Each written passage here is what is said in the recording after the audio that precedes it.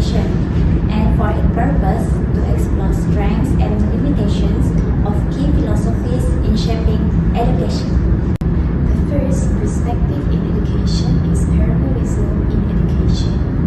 Parallelism is an educational philosophy that emphasizes timeless knowledge, universal truth, and classical works. The strength of parallelism is focused on timeless knowledge. It promotes ideas, values, and knowledge that remain relevant across generations. The second is intellectual development. It emphasizes critical thinking, which helping students develop strong analytical skills. The third is moral and character education. It focuses on moral and ethical principles. As for the limitations of parallelism is lack of relevance to modern life. It often ignores contemporary issues, technologies, and practical skills needed in today's world. Second is neglect of students' interests and needs. It pays little attention to students' experiences, backgrounds, and individual learning differences.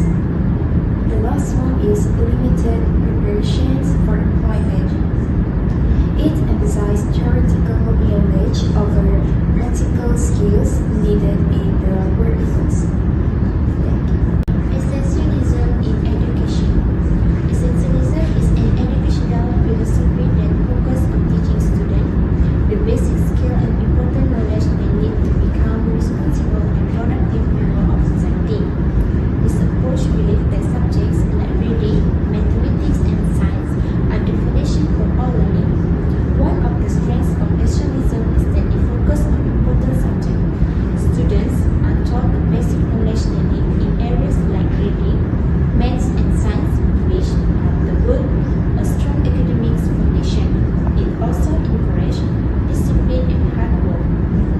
Students are trained to be responsible, to put in effort, and to develop good study habits. Another strength is that it provides clear learning goals. Teachers guide students by setting clear expectations about what they need to learn and achieve. However, essentialism also has some limitations. It is often too teacher-centered, meaning the teacher controls most of the learning process, and students have less chance to share their ideas or opinions. It also gives less attention to students' interests and creativity. This means students may not have the importance to explore their own talents or position. Lastly, essentialism may ignore social and emotional development. Focus mainly on academics and may not help students grow emotional or develop good social skills. In conclusion, essentialism helps build strong academic foundation, but it needs to be balanced with attention to student creativity, emotional, and practical. Progressivism focuses on student interests and needs. It promotes critical thinking and problem solving. This approach also emphasizes learning by doing, which helps students understand better. However, there are some limitations. It can lack structure and discipline in a classroom. Teachers may find it hard to cover all essential content. It is also time-consuming and demanding for teachers to plan and manage lessons. Reconstructionism is a student-centered philosophy. There are certain strengths and limitations in Reconstructionism. Firstly, the strength in Reconstructionism is development of critical thinking skills. Students learn to analyze, evaluate, and solve problems by themselves. Secondly, promotion of collaboration and teamwork. This encourages collaborative learning, fostering social skills and teamwork. Third, development of proactive citizens. This encourages students to take ownership of their learning and become active participants. However, the limitation in Reconstructionism is, firstly, potential for bias in curriculum implementation. This leads to the inclusion of specific viewpoints or narrative, potentially excluding other perspectives.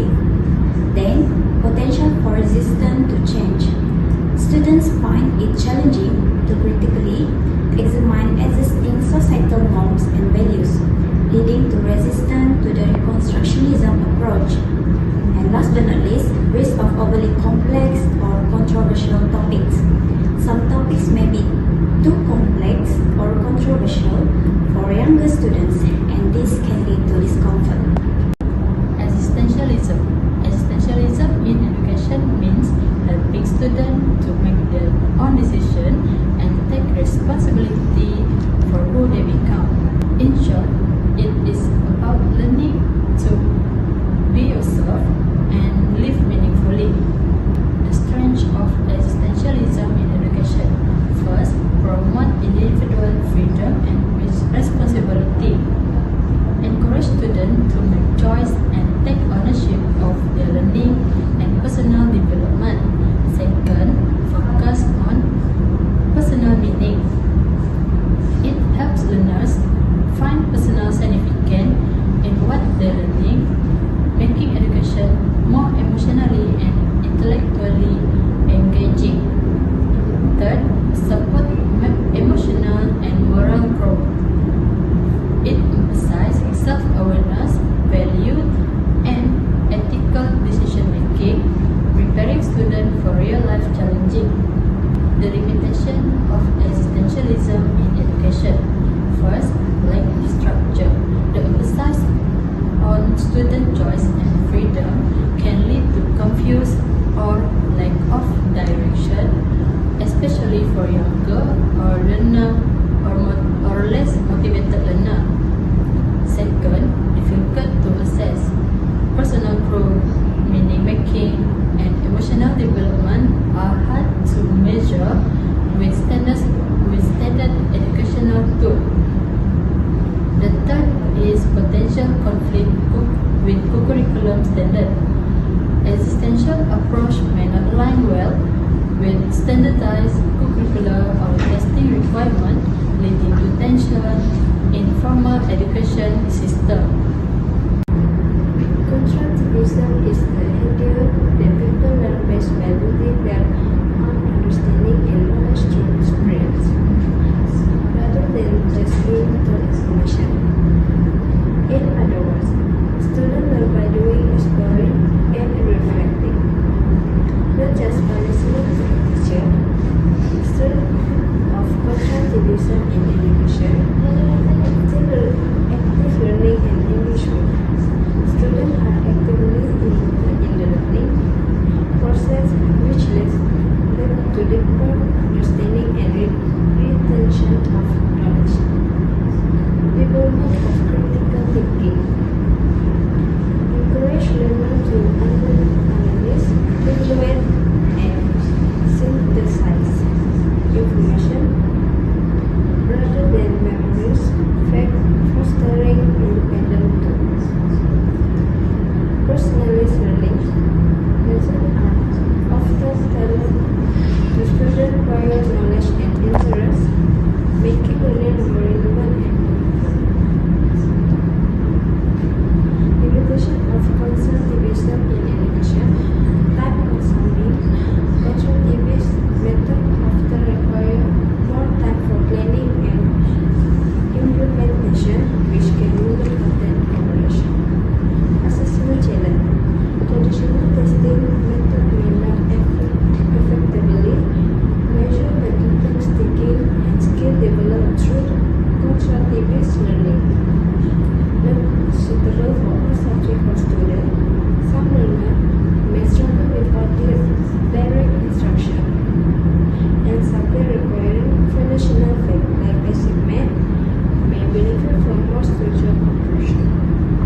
Every philosophy contributes uniquely to education. No one size fits all. Effective teaching blends multiple approaches. Every educator must balance academic goals, student needs, and societal context.